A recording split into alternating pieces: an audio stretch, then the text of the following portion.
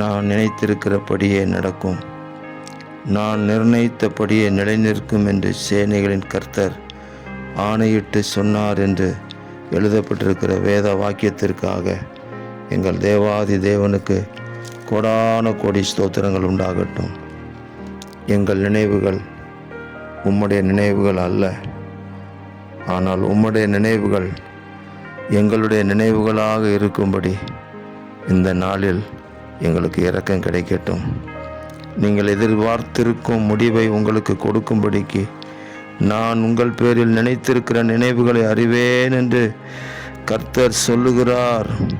அவைகள் சமாதானத்துக்கு ஏதுவான நினைவுகளே என்று எழுதப்பட்டிருக்கிற வார்த்தையின்படி எங்களுக்கு நீங்கள் நன்மை செய்யும்படி, அற்புதங்களை செய்யும்படி கர்த்தர் எங்களை நினைத்திருக்கிறதற்காக உங்களுக்கு ஸ்தோத்திரம்.